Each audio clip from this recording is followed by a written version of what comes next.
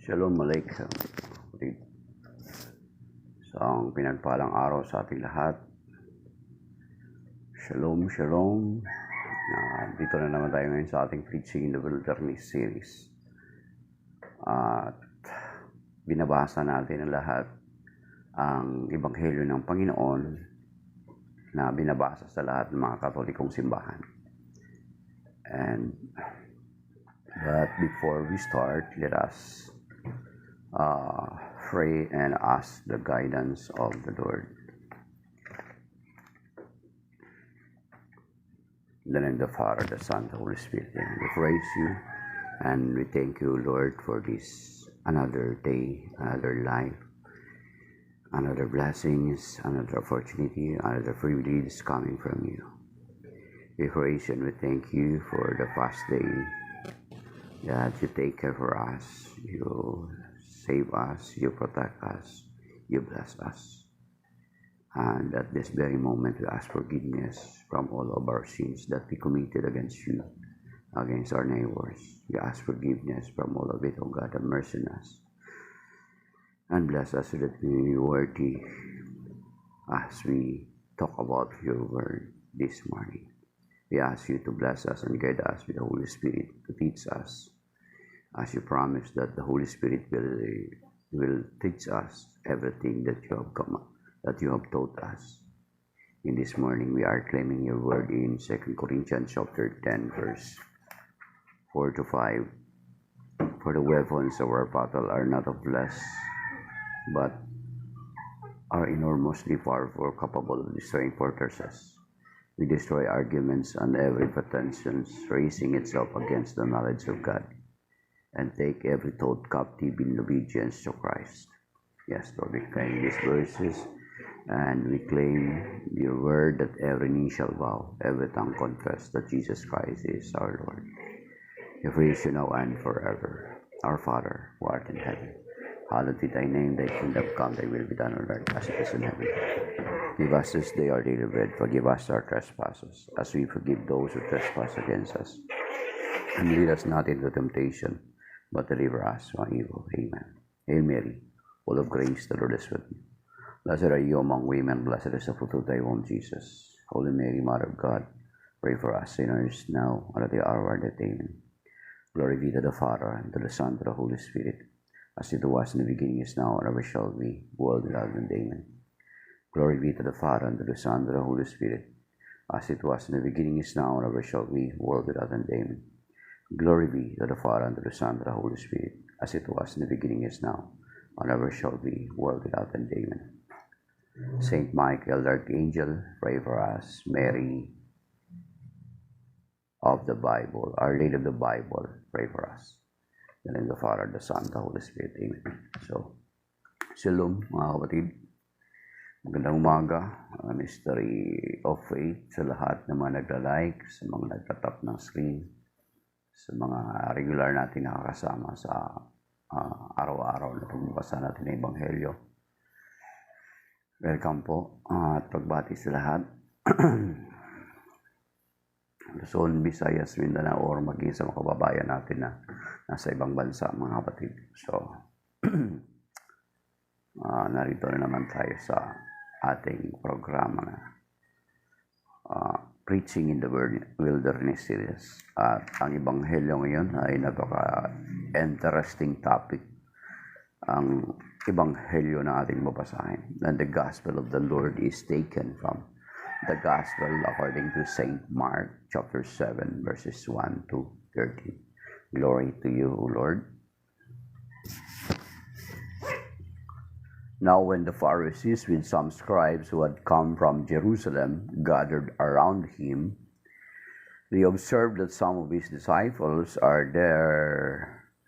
ate their meals with unclean, that is, unwashed hands. For the Pharisees and in fact all Jews do not eat without carefully washing their hands, keeping the tradition of the elders.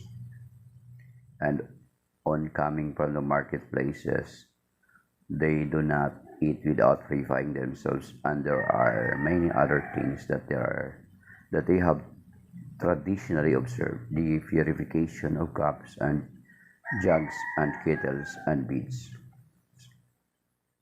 So the Pharisees and scribes questioned him, why do your disciples do not follow the tradition of the elders, but instead eat a meal with unclean hands? He responded, well, did Isaiah prophesy about you hypocrites, as it is written, these people honors me with their lips, but their hearts are far from me. In vain, though they worship me, teaching as doctrines human precepts. You disregard God's commandment, but cling to human tradition. He went on to say, how will you have set aside the commandment of God in order to uphold your tradition? For Moses said, honor your father and your mother, and whoever curses father or mother shall die. Yet you say, if a person say to father or mother, any support you might have had from me is korban, meaning dedicated to God. You allow him to do nothing more for his father or mother. You nullify the word of God in favor of your tradition that you have handed on, and you do many such things. The Gospel of the Lord. Praise you, Lord Jesus Christ. Ayan. So, di ba, napaka-interested yung topic natin ngayon.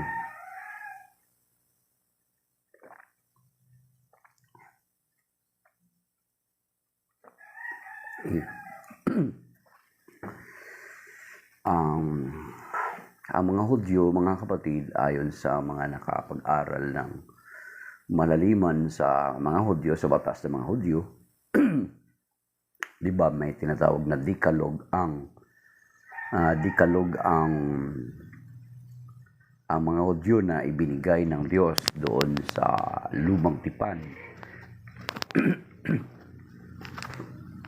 Doon sa Exodus chapter 20, ay yung Decalogue or the Ten Commandments. Pero ang batas ng mga Hudyo ay na-expound at ito'y umabot ng hanggang sa 613 laws ayon sa mga expert, ayon sa mga nag-aaral. So, ganun karami. At kasama na nga rito yung paghuhugas ng kamay or paglilinis ng kamay before kumain. Kasi sa kanila, kung kumain ka ng marumi, ay ikaw ay nagiging marumi din. Kapag humawa ka ng marumi, ikaw ay nagiging marumi din. Yan, ganun sa kanila.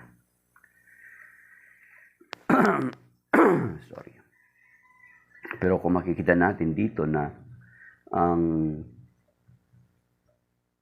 Panginoon ay sinansala sila sa kanilang mga ginagawa, mga kapatid.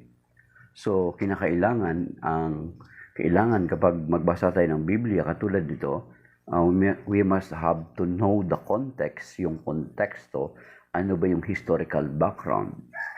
Kasi itong passage na ito ng Biblia, mga kapatid, ay ginagamit din sa atin ng ating mga kapatid na protestante na we are clinging on the traditions of men, sinasabi nila. Kasi di ba may mga teachings tayo na sinasabi nila na unbiblical, sabi ng mga kapatid nating protestante. Pero kung titingnan natin ang konteksto nito, ang pinaka-context nito, ang mga Hudyo na may mga kaugalian na prior sila kumain na kailangan malinis yung kanilang mga kamay. Yan. So, sinasabi dito ng Panginoon, why do your disciples do not follow the tradition of the elders, but instead eat a meal with unclean hands? He responded, well, did Isaiah prophesy about you hypocrites? As it is written, these people honors me with their lips, but their hearts are far from me. In vain do they worship me, teaching as doctrines human precepts. So tinawag sila ng Panginoon na na hypocrites. Alam niyo yung hypocrites, ang isa sa etymology ng hypocrites pala mga kapatid ay actor. So ang actor, alam naman natin ang actor, 'di ba, sa mga oldest na mga show, makikita natin na merong dalawang mukha ang pinapakita na inilalagay sa screen, yung nakatawa at saka malungkot. So yung mga actor, when they are on stage, it seems they are happy. Pero after na nila i-perform yung kanilang gampanin, balik sila kung sino talaga sila. And there are many of them na malungkot yung kanilang buhay. So, nagpapasaya sila sa harapan, pero sa totoong buhay nila ay malungkot sila. So, that is hypocrites, yung actor, yung pinaka-etymology na word actor. Ibig sabihin, he is pretending to be that actually he is not. Yan. So, sinasabi ng Panginoon na itong mga tao na itong hypocrites na sinasabi ko, no, kunwari, sinasamba ko, pero ang kanilang puso ay malayo sa akin. Kaya, makikita natin, marami tayong makikita ngayon ng mga aral dito na, kaya nga, ibig sabihin, na ang pagsamba pala na tinitingnan ng Panginoon ay hindi kung ano yung ginagawa natin, pero kung ano yung disposition ng puso natin, mga kapatid. And vainly though they worship me, teaching us doctrines, human precepts. So yan, ang tradition, ang human precepts na sinasabi ng Panginoon, yun nga itong sinasabi nila, na bago sila kumain, ay kinakailangan sila magugas ng kamay, kasi magiging marumi sila. Diba? Yun yung tradition. Hindi ito katulad ng tradition na sa atin sa Catholic Church. Ha? Mga kapatid, take note ha. The Lord is not talking about the tradition of the New Covenant. He is talking about the Old Covenant, mga kapatid. At yun nga yung tradition nila na magiging marumi sila kapag hindi sila naglilinis ng kanilang mga kamay bago kumain. Kasi ipapasok yun sa kanilang mga bibig. Diba? Naalala na natin, diba? Naalala natin yung sinasabi ng Panginoon. Ang nakapagpaparumi sa tao ay hindi yaong pumapasok sa tao, kundi yaong lumalabas sa bibig ng tao. Okay, hanapin natin mga kapatid, ha? What defiles dun sa mga tao.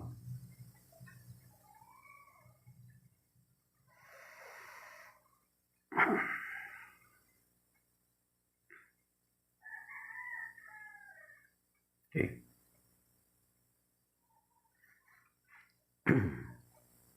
Yan.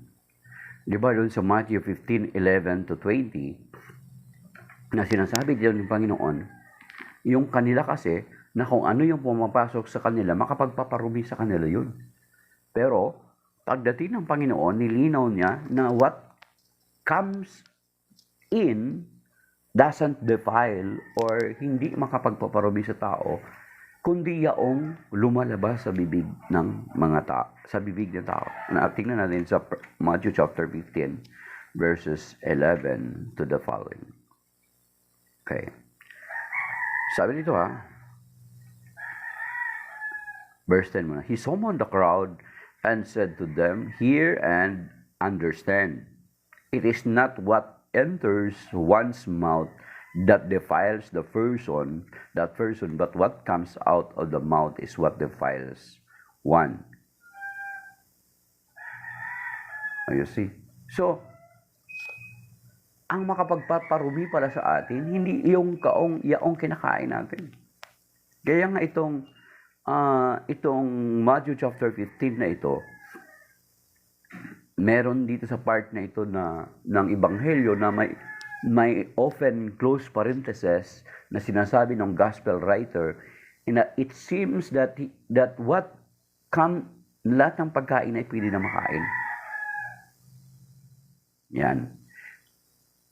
Na ang ibig sabihin, hindi yaong kung ano yung kinakain nila, kundi kung ano yung lumalabas mula sa kanila. Nagtanong sa So verse 17, do you not realize that everything that enters the mouth passes into the stomach and is expelled into the latrine? But the things that come out of the mouth comes from the heart, and they defile. For from the heart come evil thoughts, murder, adultery, unchastity, theft, false witness, blasphemy. These are what defile a person, but to eat with unwashed hand does not defile. Yun yung sinasabi sa kanila, yun yung pinipaliwanag sa kanilang Panginoon, na hindi yaong, kaya hindi necessary na hindi yun makapagpaparumi sa kanila. Of course, atin, sa kasalukuyan, sa konteksto natin, we wash hands for sanitation. For sanitation, but not because to observe the law na ito'y makapagpaparumi sa atin sa harapan ng Panginoon. Makapagpaparumi sa atin sa harapan ng Panginoon ay ang mga bagay na lumalabas mula sa ating mga bibig. Nakapaninira ka ng tao, nakapagsasalita ng kapwa mo tao, nangahatol ka ng kapwa mo tao. Di ba? Yun yung makapagpaparumi sa atin. Di ba? Ang lino-lito pinaliwanag. What defile, okay, these are what defiles a person, but to eat with unwashed hand does not defile. So, hindi makapagpaparumi sa atin yun. So, yun yung tradition nila. The Lord is not attacking our Catholic tradition. Kasi, ang tradition natin ay hindi ito katulad ng tradition ng mga Hudyo. Ang tradition natin ay pinagdidibay or sinasangayunan ng banal na kasulatan. Yung tradition natin as Catholics. Okay? Sa 2 Thessalonians chapter 2 verse 15. So yun nga, kaya nga tinatawag natin na kailangan pag magbasa tayo mga kapatid ng Bible, kailangan alam natin yung context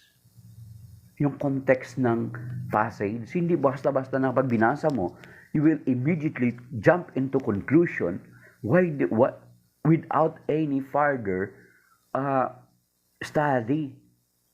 Basta ka lang nag-jump into conclusion.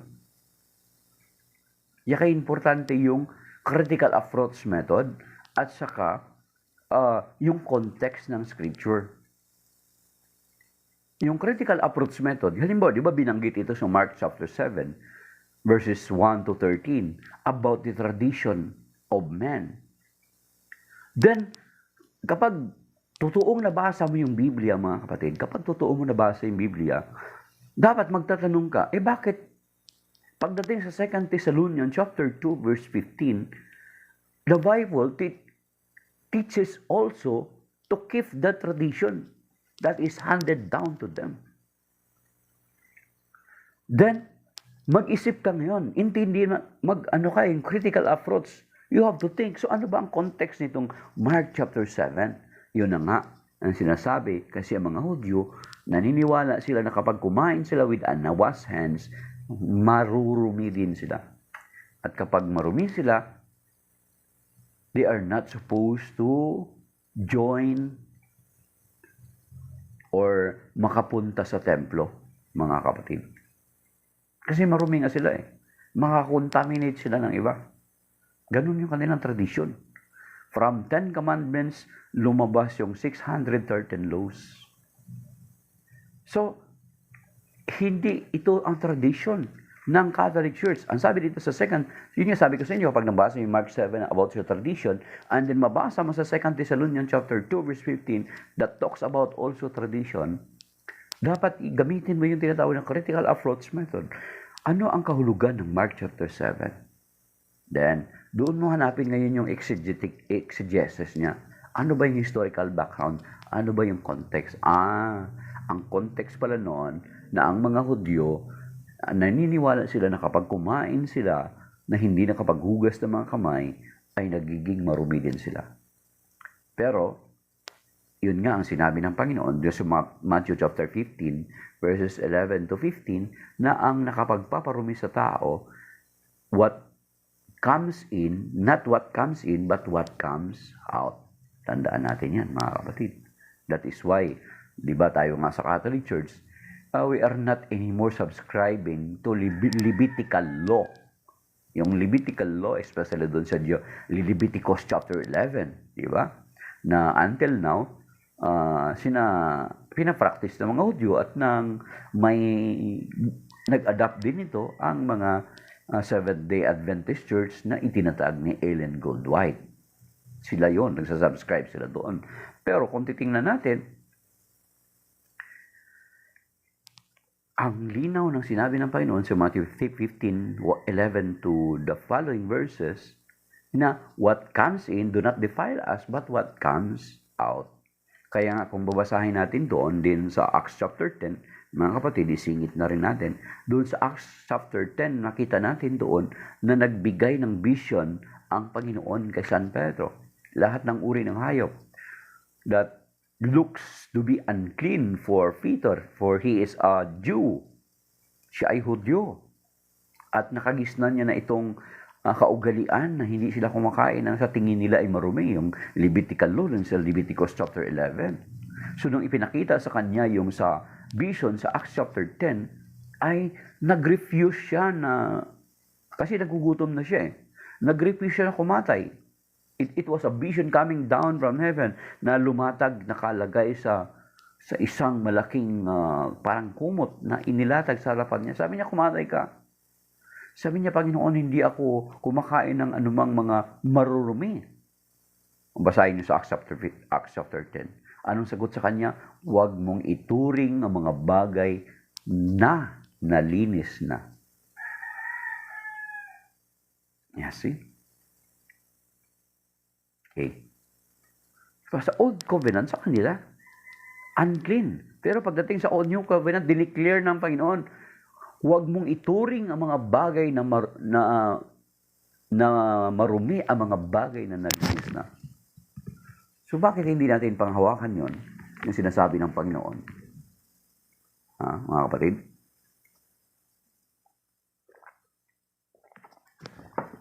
Yan.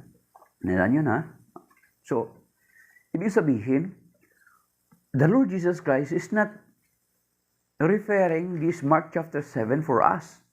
Ang context nito, He is referring for the Jews. Okay. So, balikan natin, mga kapatid.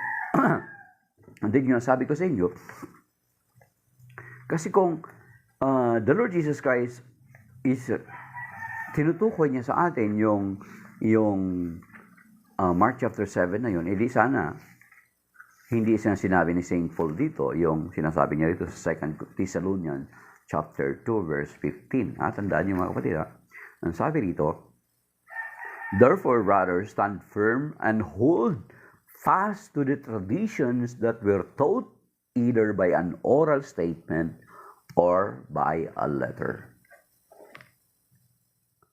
So, you see, ipinapaingatan sa atin ng Panginoon yung tradition that was handed down to us, whether it is oral or by written. That is why we in the Catholic Church, tayo lang sa lahat ng, meron tayong mga oral writings or mga traditions that were handed down to us. Ngayon, banggit din natin noong nakalipas na araw, actually yung pag sinabing tradition, handed over. Ibig sabihin, ipinasa hanggang sa dumating sa atin. And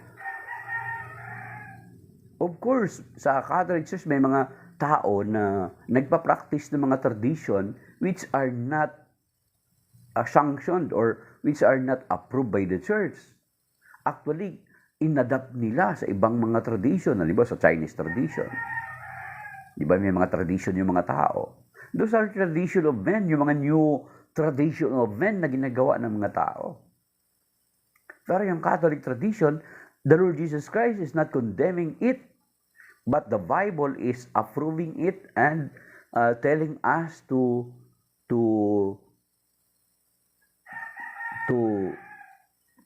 keep, to stand firm and hold fast to the traditions that you were taught either by an oral statement or by a letter of ours. So kung yung tradition na yon ay hindi approved ng simbahan, then hindi yon tama. Katulad ng halimbawa, New Year, maglalagay ng mga pampaswerte or nagpapaputok. Hindi yan turo ng simbahan, mga kapatid. That is superstition. That is against the teachings of the church, official teachings of the church. Di ba? Superstition, mga oral tradition na pasa-pasa na kung minsan hindi mo na maintindihan kung saan galing. Hindi naman turo ng simbahan yun, especially yung mga superstition. That is contrary to the official teachings of the church, mga kapatid. That is why kapag nag-i-engage ka nga dyan sa mga ganyang mga superstition na yan, yan ay nagiging doorway or nagiging pintuan ng mga demonyo sa buhay mo para makapasok sa buhay mo. At nagkakasala ka ng mortal na kasalanan. Ibig sabihin, pag sinabing mortal, nakamamatay na kasalanan, makapagdadala sa iyo sa impyerno. Yan yung sinatawag na mortal. Pag binyal is mga maliliit na kasalanan. Halimbawa,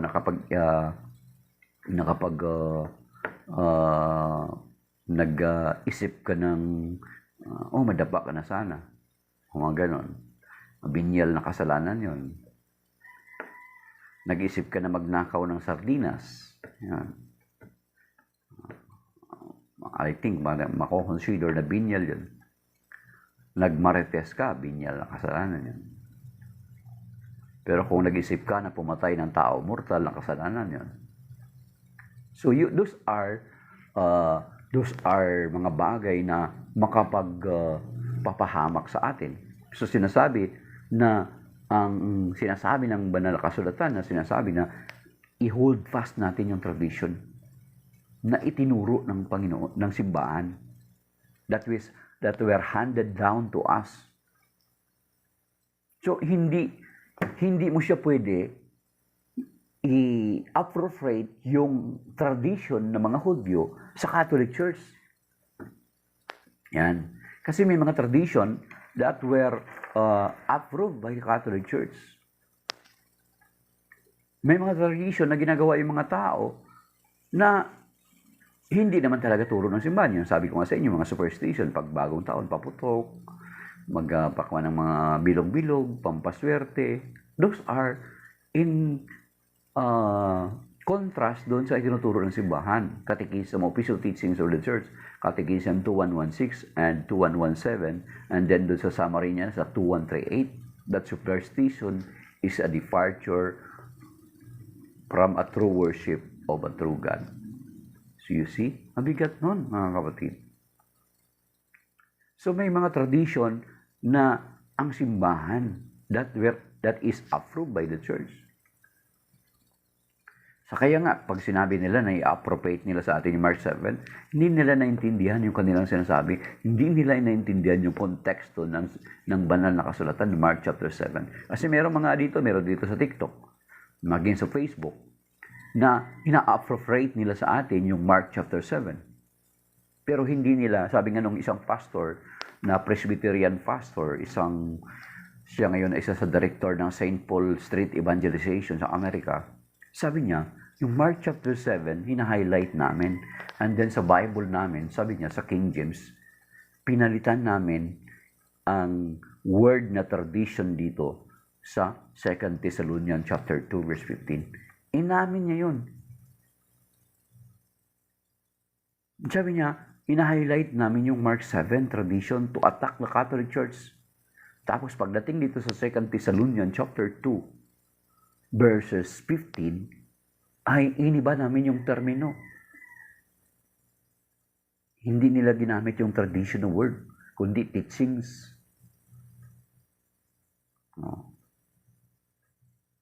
You see, mga kapatid? And then, meron pa dito sa 1 Corinthians chapter 11. So, if the Bible talks about two tradition with two distinct meaning, so ngayon, magtatanong ka dapat, ano ang konteksto ba nitong isa? At ano ang konteksto nitong isa? Para maintindihan mo, hindi ka pwede na mag-jump into conclusion, then itatago mo na lang yung 2 Thessalonians chapter 2, verse 15. Kasi kukontra doon sa una mong pinangahawakan ng Mark chapter 7, verse 1 to 13. Hindi pwede. Kinakailangan, ilantad mo ito kung totoo at tapat kang mangangaral ng salita ng Diyos. Ilantad mo ito. Ano ba ang ibig sabihin nitong Mark 7? At anong ibig sabihin nitong 2 Thessalonians chapter 2, verse 15? At nitong sa 1 Corinthians chapter 11, mga kapatid. Okay?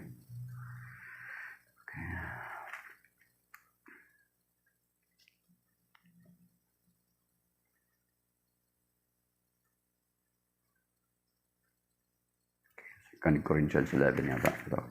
Nakapin ito. 2 Corinthians 11 ba? Mystery of Faith. Okay. So, dalawa dito na ito kaya.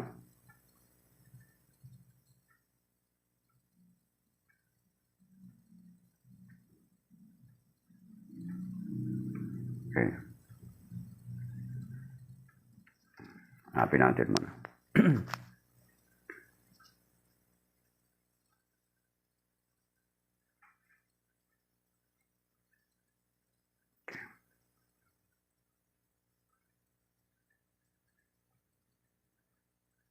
Yung dalawa yan, 2 Thessalonians 2:15, then yung isang tradition na sinasabi sa Corinth, yung sulat ni St. Paul.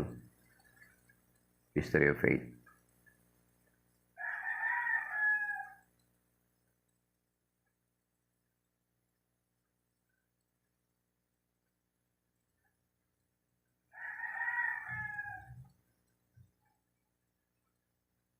Okay. Ayun, sa 1 Corinthians chapter 11, verse 1 to 2. Sa 1 Corinthians 11, 1 to 2 pala, ano? Ayun. Sa verse 2, I praise you because you remember me in everything and hold fast to the traditions just as I handed them on to you. So, you see, 2 Thessalonians chapter 2, verse 15, and then 1 Corinthians chapter 11, verse 2. O yun, ibig sabihin, kapag maka-encounter kayo nito ng mga word ng tradition, na encounter mo yung Mark chapter 7, then nakita mo itong 1 Corinthians chapter 11, verse 2, at saka 2 Thessalonians chapter 2, verse 15, then, magtatanong ka ngayon, ano ba yung context ng Mark chapter 7 para maintindihan mo? Yun, binasa na nga natin kanina yung support, Matthew chapter 15, verses 11 to 15. Yung, ano niya, yung cross-reference niya.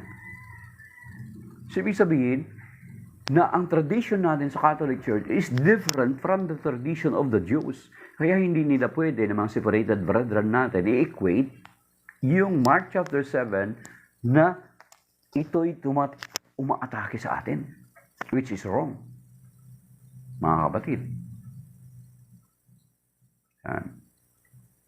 So, hindi ang tradition ng Catholic Church ang sinasabi o natatamaan doon sa Mark chapter 7, mga kapatid. Okay? Sabihin nito, tradition of men, you are keeping the tradition of men. Kasi sabi daw nila, may mga tinuturo daw ang simbahan na wala, nakalagay sa Biblia. Mga kapatid, sabi nila. Let us remember, the Lord Jesus Christ, tayo ng mga Catholic Church, tayo ng Catholic, we are not sola scriptura, sola fide. Ang mga separated brethren natin, since wala silang direct link or authority from the Lord, kaya nagre-rely lamang sila sa sola scriptura, sa Bible alone. Pero kung titinan mo yung Bible alone na yan, at yung faith alone na doctrine nila, ay unbiblical po yan. Wala yan sa Biblia. Tayo, kung meron man tayong mga, sa tingin ninyo mga kapatid, like for example, okay, patulan natin yung sinasabi nila, there are teachings of the church which are unbiblical. It seems to be like that. It seems to be like that, mga kapatid. Pero kung titingnan nyo, at intindihin ang banal na kasulatan sa sinabi ng Panginoon, dun sa Matthew chapter 16, mga kapatid, ay hindi niya yata naintindihan nung sabagay, hindi naman talaga expound ng mga pastor niyan sa inyo, hindi nila ipaliwanag ng maigi yan sa inyo. Kasi kung ipaliwanag niya yan sa inyo, baka babalik kayo sa Catholic Church. Babawasan yung ikapo, babawasan yung love offering. That is reality. I am not joking, or I'm not intending to hurt anyone, mga kapatid. Dito sa Matthew chapter 16, kung naintindihan natin yung statement dito ng Panginoon, ang linaw nito.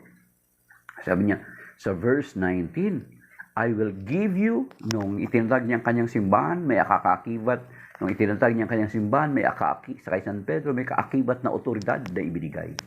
At ang sinasabi dito sa verse 19, I will give you the keys of the kingdom of heaven. Whatever. Intindihan niyo yung whatever? Whatever you bind here on earth will be bound in heaven. And whatever you loose here on earth shall be loose in heaven. You see? The key word is whatever.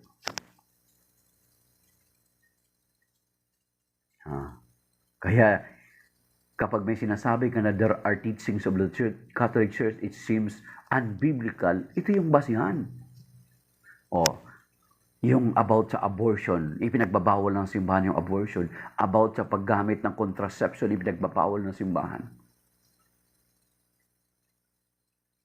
Kasi ang sinasabi dito, whatever you will bind, ano man ipagbawal ninyo dito sa lupa, ipagbabawal sa langit.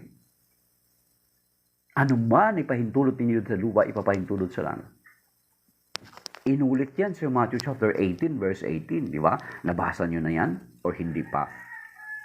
Ano sinasabi doon? Whatever you will bind here on earth shall be bound in heaven. Whatever you will loose here on earth shall be loose in heaven.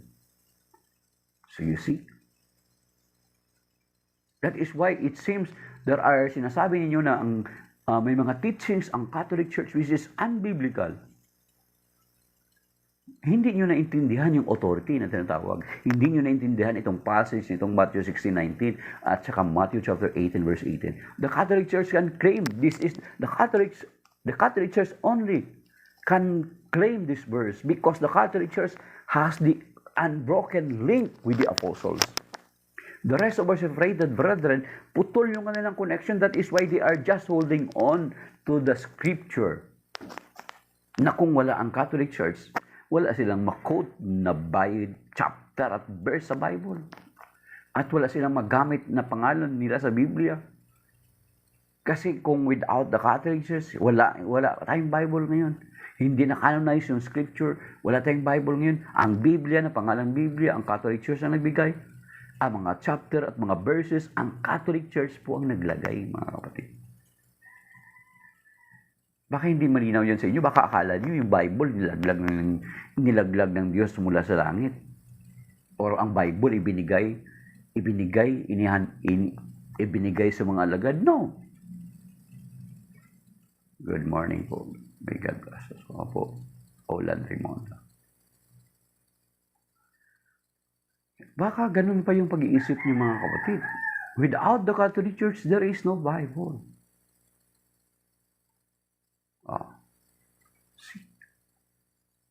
So yung authority, kaya kapag sinasabi niyo kuminsan, i-equate nila sa simbahan, yung Mark 7, good morning, beautiful day, Chasel 17.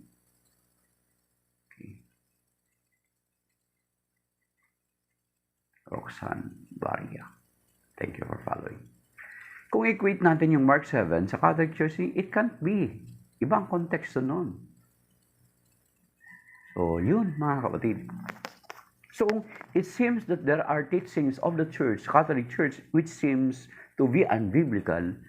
Ito yung basihan, Mark chapter 16, verse 19, and then Matthew chapter 18, verse 18. At meron pa, mga kapatid, sa Luke chapter 10, verse 16, sa Luke chapter 10, verse 16, may authority ang simbahan Roxanne Barria, good morning. Good morning po. Sa Luke chapter 10 verse 16, may authority ang simbahan. Kaya nga hindi ko matandaan, Mystery of Faith, kung tama ba ako sa pagkaalala, na si Saint Augustine. Ang sabi ni Saint Augustine, Rome has already spoken. Ibig sabihin, sinasabi niya, the church has already spoken. When the church speaks, who are you to question? What is your authority? Authority was not in your hand. It was in them. Kasi sa kanila, i-hand over yung authority from the apostles. Kasi tayo lang sa Catholic Church yung may unbroken link. The rest of our separated brethren, wala silang putol yung kanilang connection. That is why you are just relying on the Holy Scripture, the finished product of the Catholic Church, which is the Bible. Sabi dito sa Luke chapter 10 verse 16, mga kapatid, take note. Kaya kapag may sinasabi na, ano ba naman yan, mga Catholic Church, wala naman yan sa Bible, ay hindi mo naintindihan ng Bible at hindi ka nagbasa ng maigi ng Biblia. Yun yung pinaka-easiest na salita para sa iyo. Hindi ka talaga nagbasa ng Biblia na maigi at hindi mo naintindihan. Okay? So, sabi dito sa Luke chapter 10 verse 16, mga kapatid, ang linaw nito. Sabi niya, whoever listens to you will listens to me. Whoever rejects you, rejects me. The one rejects me, rejects the one who sent me. You see? Itong verse na ito, ang kausap nito ang mga alagad. Pero alam natin na ang makaklaim lamang na verse na ito ang Catholic Church. Bakit? Sabi nga natin, because the Catholic Church has the unbroken link. The authority were handed over to them. Yan yung tradition, handed over. It was handed over to them. Paano nasasalin yung authority? Through laying of hands. Kaya yung laying of hands natin, since na may unbroken yung link natin sa apostles, talagang nag-flow yung authority. Ngayon, paano mag-flow kung putol yung connection nila? Di ba? Putol yung connection nila. Nag-umpisa na putol yung connection ng mga separated brethren natin noong 15th century. Sa panahon ni Martin Luther, they have no authority. Kaya nga they are just clinging on the finished product of the Catholic Church, which is the Word of God, the Bible. Pero titingnan nyo, mga separated brethren natin, nagkakaisa ba sila? No, they are not. Because they have no authority coming from Jesus given to the apostles and the apostles given to their successors. Sila wala. Kaya nga dito sa atin sa Pilipinas, di ba, merong ministro, yung isang founder ng simbahan niya. Alam nyo ba na ang nagpatong ng kamay sa kanya para magiging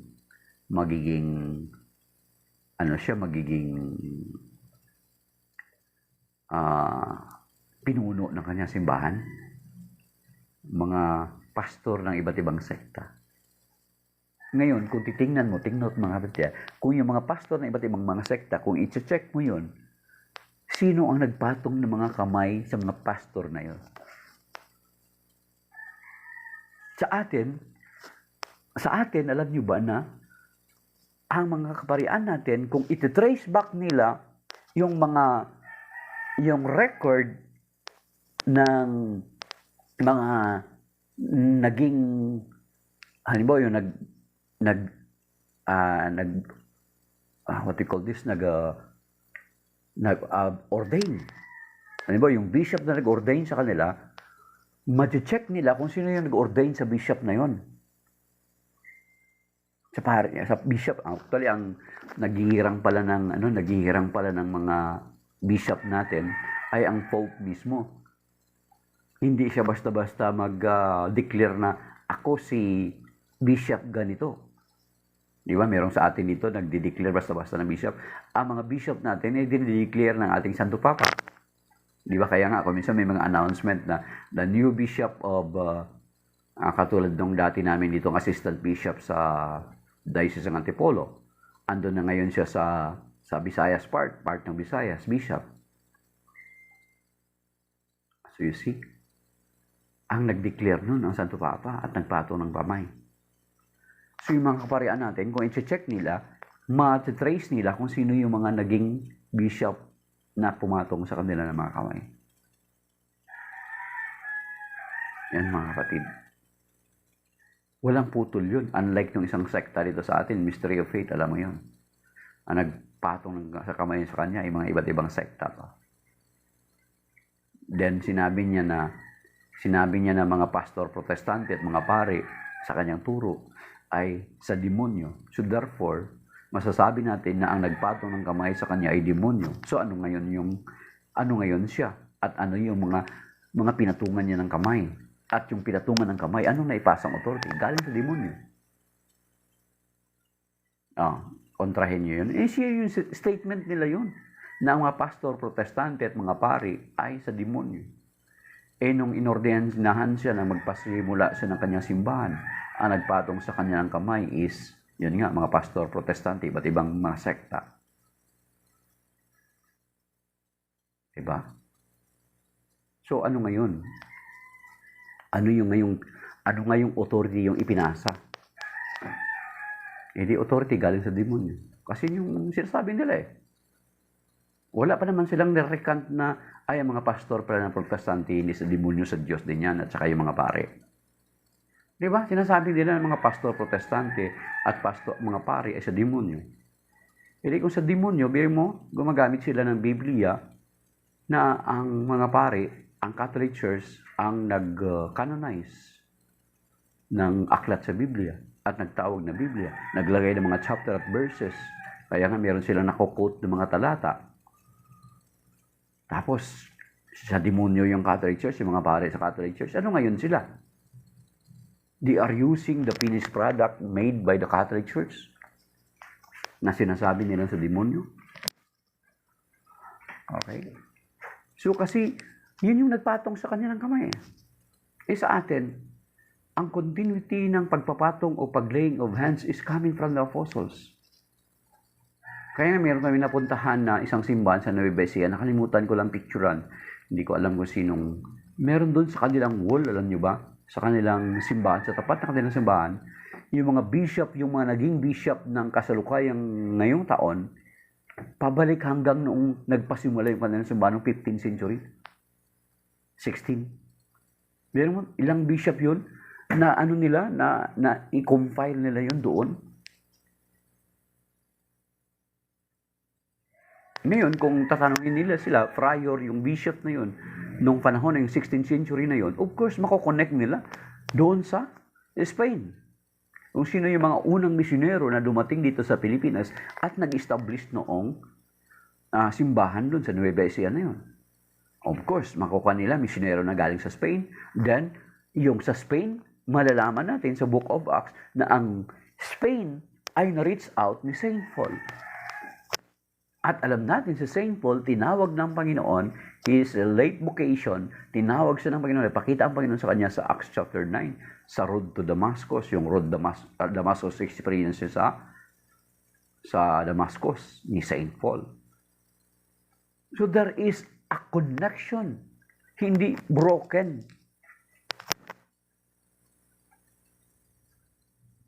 That is why we in the Catholic Church ay makiklaim natin, kaya nga sinasabi natin na meron sinasabing teachings ng Catholic Church na it seems to be unbiblical. Hindi lang nila naintindihan kasi yung authority given to the church na sinasabi, Matthew 16:19 saka Matthew 18:18, whatever you will bind here on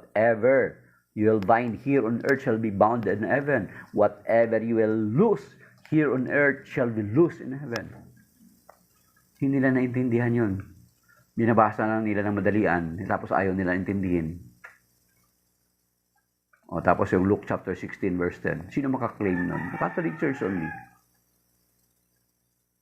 So So kung hindi ka na, kaya nga kapag sabihin mong Katoliko ka, you're not submitting yourself to the authority, to the church, ay, isa lang ibig sabihin. Baka na, ano ka na, nadidemonize ka na ng demonyo. Because rebellion, the spirit of rebellion, is working in you already. And we know that the spirit that rebels against God is the devil. Kaya delikado na yun. Kaya nga, kapag sinabi ng simbahan, may sinasabi ang simbahan ng mga encyclical letter or mga pastoral exhortation, dapat pinapakinggan natin yan. Kasi yung sinasabi sa Luke chapter 10, verse 16 eh. At sinasabi naman ng Panginoon doon sa John chapter 10, sabi niya, ang aking mga tupa ay nakikinig sa aking mga tinig. Alalahanin natin, ang Panginoon ang pinakapinunong pastor natin. 1 Peter chapter 5, verse 4, na sa kanyang pagbabalik, reward tayo ng chief shepherd. Ibig sabihin, pag siya ang pinunong pastol, meron siyang mga pastol na pinagkatiwalaan. And they are our bishops and priests. They are our pastors. They are our shepherds. If we are really the sheep of the flock of the Lord, we are listening to our shepherd. Kasi sila yung itinalaga ng Panginoon. Di ba? Ang Panginoon, ang mabuting pastol, nung siya ay mabuting pastol bago siya umakyat sa langit, sino ay nabilinan niya?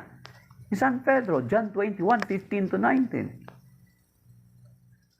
Since it was entrusted to Peter, the flock of the Lord, entrusted to Saint Peter, after him it must be passed down the authority to his successor. So therefore, kung totoong tupa ka ng Panginoon, you are submitting yourself to the authority of the church. If you are rebelling against the authority of the church, ang demonyo, ang espiritu ng demonyo, ang siyang namamayani sa iyo, mga kapatid. Kasi sino ba ang rebelding espiritu? Ang demonyo. Kaya kapag binibigyan ka niya ng mentality na to rebel against the authority of the church, to defile the authority of the church, then nadidemonize ka na. Kaya nga ito sabihin, may isang madre doon sa Germany, isang madre daw ito, mga kapatid, hindi ito approve ng simbahan, ayaw din siguro i-approve ng simbahan, kasi natural makaka-open sa mga separated brethren natin. Isang madre na naghahanap sa ng Catholic Church doon sa Germany, ay nakapasok siya sa isang Lutheran church. Alam naman natin si Martin Luther, isa dating Dominican, Dominican ba? Augustinian monk, si Martin Luther, dating pare. Kaya kung titingnan mo yung Lutheran sa Anglican Church, malilito ka. Di ba? Meron dyan sa Hong Kong. Kasi ginaya nila yung liturgy natin, ginaya nila yung mga vestment natin, ginaya nila yung mga form ng altar natin, ng simbahan natin. Kaya kapag mapasok ka dyan, akala mo Catholic Church, hindi pala. So, alam mo, nung pumasok yung sister na yun sa Lutheran Church, nagkaroon siya ng vision, nakakatakot na vision. And in her vision, Madre yun in her vision, he saw Martin Luther in hell. So kung totoo yun, if that is true, that he saw Martin Luther in hell, ano ang ma-expect natin sa mga naging tagasunod ni Martin Luther hanggang sa kasalukuyan? Kung titingnan natin, ibangga natin or i-base natin sa Bible, si Martin Luther rebelled against the authority of the church. So therefore, Martin Luther was demonized by the devil. Was demonized to rebel. Because rebellion, ano sinasabi dito sa 1 Samuel chapter 15, verse, hanapin natin mga kapatid. Sa 1 Samuel, take note may sinabi dito. Ang bigat nito. 1 Samuel, mga kapatid. Buksan niyo pa sa Bible, hanapin niyo. Hanapin natin.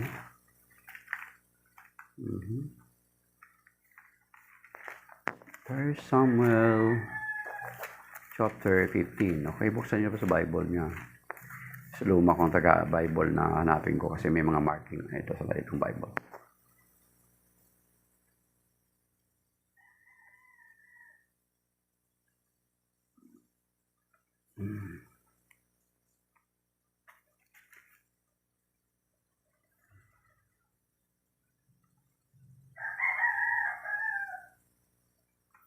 First Samuel chapter 15 verse 22, sinabi ni Samuel, akala mo ba'y higit na magustuhan ni Yahweh ang handog at hain kaysa pagsunod sa Kanya?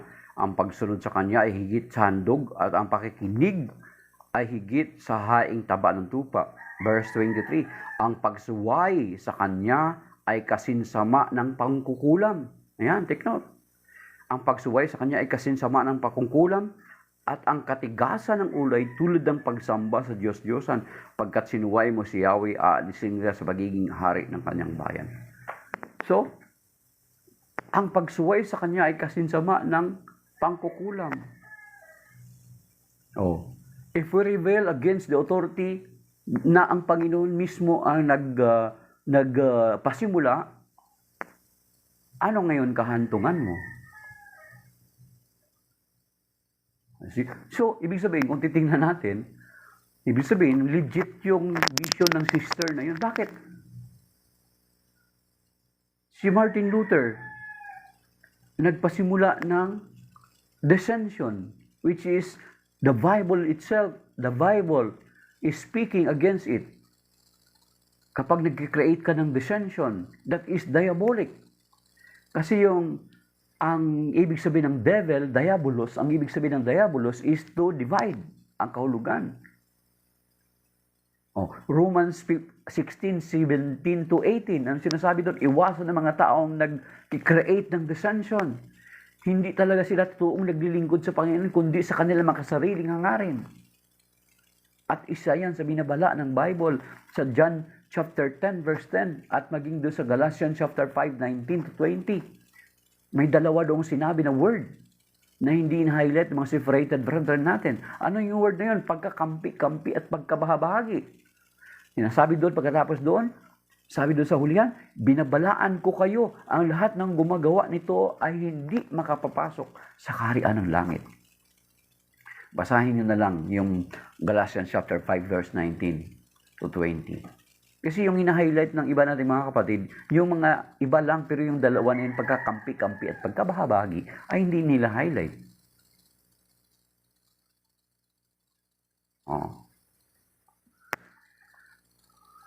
See.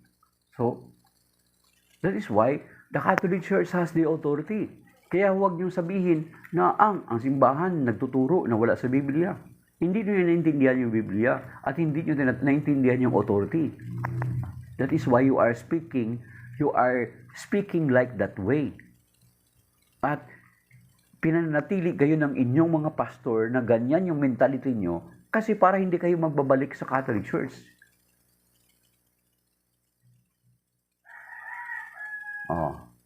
Diba? Ano sinasabi sa Mark chapter 12? Matthew chapter 12. Hanapin natin Matthew chapter 12, sinasabi dito, nabanggit na natin yan ilang beses na, ulit-ulit natin, pero we need to read it again because this is related to what we are discussing. Sabi dito sa Matthew chapter 12 verse 30, whoever is not with me is against me, and whoever does not gather with me scatter.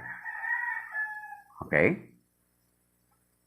Whoever is not with me is against me. Whoever does not gather, scatter.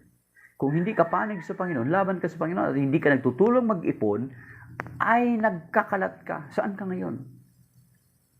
Let us remember, Jesus is the head of the church, His body. So therefore, if you are against the church, you are against the Lord Jesus Christ. Kasi nagpasimula siya ng isang iglesia, hindi marami. Matthew 16, 18. Upon this rock, I will build my church, not churches.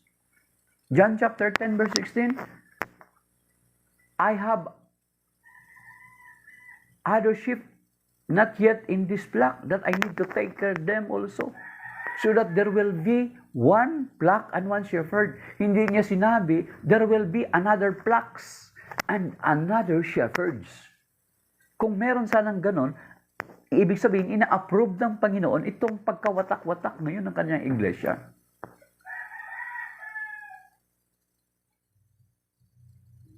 Yan. Di ba? Intindihan yun? John chapter 10 verse 16. Hindi niya sinabi, there will be another shepherd. There will be another flock. Walang ganon. Ganon. Walang ganon. Kapatid. Hindi nyo niya. Kaya nga nanalangin doon sa John 17, di ba? I pray that they may be one, so that the world will believe that you have sent me. So you see, mga kapatid. So ibig sabihin, nasasabi natin na ang sinasabi pala ng Mark chapter 7 is not referred or pumapatungkol sa atin sa Catholic Church. Hindi. Ang konteksto nun ay sa mga tradisyon ng mga Hudyo na kung saan ginagawa nila para, actually kung titingnan natin sa Matthew 23, doon sila kinondena kasi ang purpose nila para hututan yung mga babaeng balo, yung mga mahirap. Siya ang linaw naman na sinabi ng Panginoon na what defiles a person is not what comes in, but what is coming out. Let's remember that, mga kapatid. So, balikan natin yon. And then, at ang tunay pala na pagsamba is hindi sa kung ano yung ginagawa natin. Take note. Kaya take note, napaka-importante yun, mga kapatid. Yung estado ng puso natin. Sa ating pagsamba sa Panginoon, ang estado ng puso natin. Baka akala mo, sinasamba mo na ang Panginoon. Ito sabi da, Mark chapter 7, verse 6, He responded, well did Isaiah prophesy about you, hypocrites, as it is written, these people honors me with their lips, but their hearts are far from me. In vain though they worship me, teachings as doctrines human philosophers. So baka akala natin, yung ginagawa natin, sinasamba na natin ang Panginoon. Kanya kailangan, yung hindi pwede yung lip service lang, mga kapatid. Dapat, ano ba yung nilalaman ng ating puso? Ano ba yung nasa kaibutura ng ating puso? Yun yung importante sa Panginoon. Kasi sa 1 Samuel ulit, 16, di ba? Sa 1 Samuel chapter 16, verse 7, mga kapatid. Ito ang linaw dito. Basahin niyo po sa Bible niyo o isulat niyo. Okay? Sa 1 Samuel 16, verse 7, okay, sinasabi dito, but the Lord said to Samuel, do not judge from his appearance or from his lofty stature, because I have rejected him. Not as man sees does God see, because man sees the appearance, but the Lord looks into the heart. Kaya nga kapag magsimba tayo, kailangan ayusin natin kung ano yung disposition ng puso natin. Hindi yung kung ano yung sinasabi, sinasamba kita, pinupuri kita, ang pangalan mo'y itataas. Sinasamba kita, pinupuri kita. O Diyos, sa buhay ko'y dakila ka. Baka yung labi natin nagpupuri sa Panginoon, pero ano yung disposition ng puso natin? Papuri sa Diyos, papuri sa Diyos, papuri sa Diyos sa kaitaasan. Pero ano yung disposition ng puso natin, mga kapatid? The most important thing is our heart. Sa Panginoon, ito sinasabi sa 1 Samuel chapter 16, verse 7, na ang tinitingnan niya ay ang ating mga puso.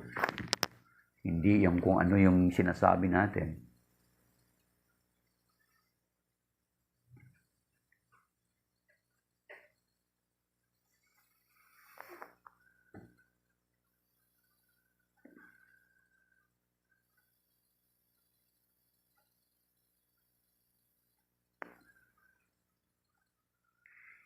Ang tinitingnan ng Panginoon ay ang ating puso at hindi kung ano yung mga sinasabi natin. So, ibig sabihin, napakahalaga sa Panginoon yung ating mga puso. Kaya nga, ang importante na elemento ng pagsamba sa Panginoon is kung ano yung disposition ng ating puso. These people honors me. Okay? Baka ino-honor lang natin siya sa ating mga labi, pero yung puso natin ay malayo sa Kanya.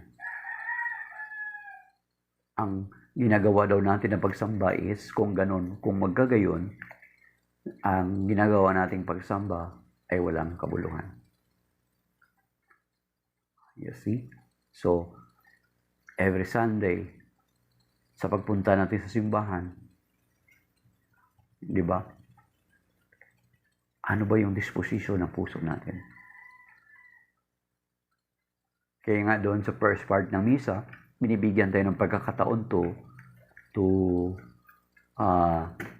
retrospect or sa unang misa pa lang, sa unang parte pa lang ng misa, di ba? Binibigyan tayo ng pagkakataon na para makapagnilay at makapagsuri sa ating mga sarili para tayo magiging karapat-dapat sa Panginoon. Di ba? Kaya nga, ikaw na nag-aalis. Di ba yung mga ganun? Sa Kyrie, doon sa part ng papuri. Ng mga kasalanan ng mundo, tanggapin. Di ba? Merong ganun. So, i-check natin yung ating mga sarili, mga kapatid. The right disposition of our heart. Hindi sa kung ano yung sinasabi natin. I worship you, Almighty God. There is none like you. I worship you, O Prince of Peace. That is what I have to do. I give you praise. Pero, let us check our heart. Ano ba yung disposition ng puso natin, mga kapatid? So, maybe that is by now, mga kapatid. Sa araw na ito, nalaman natin na ang konteksto pala ng Mark chapter 7 ay hindi pumapatungkol sa ating mga Katoliko or kumakalaban sa tradition natin ng nating mga Katoliko, bagkus pa nga ay sinasabi ng 2 Thessalonians chapter 2 verse 15 at 1 Corinthians chapter 11 verse 2 na itong mga traditions na ito ay ating panghawakan at panghawakan ng matibay. Itong mga traditions that were handed down to us. At isa rin ito sa paraan, mga kapatid, para hindi tayo mailigaw ng kung ano-ano mang mga turo sa atin kapag tayo ay nangahawak sa kung anong katuruan or tradition that were handed down to us.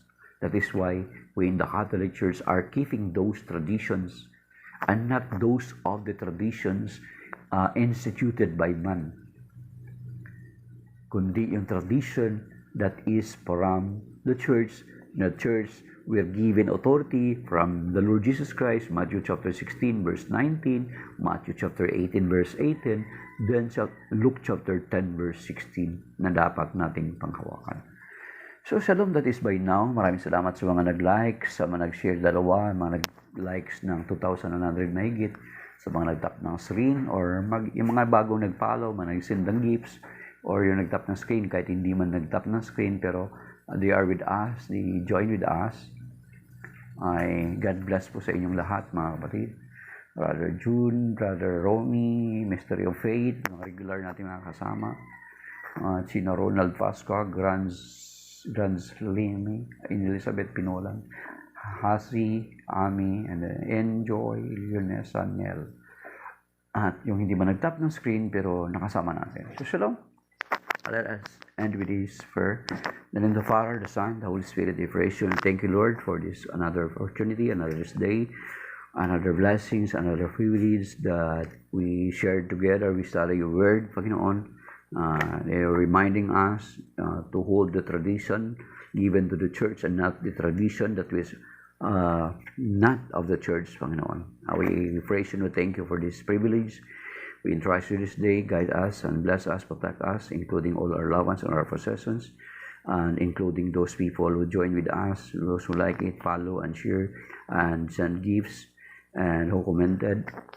We entrust you to them. We entrust them to you, Lord, and we bless you and we praise you. Cover us with your most precious blood. Protect us and bless us sa mga undertakings namin sa araw nito. May your name be praised and be glorified.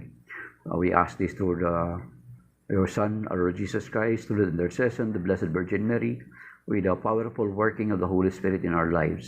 In Jesus' name, amen. Glory be to the Father, and to the Son, and to the Holy Spirit, as it was in the beginning, is now, and ever shall be, world without end. Amen. Saint Michael, the Archangel, pray for us. Saint Lawrence Ruiz, pray for us. Our Lady of Peace and Good Ways, pray for us. In the name of the Father, the Son, and the Holy Spirit. Amen. Shalom mga kapatid. Signing up, my dear brothers and sisters.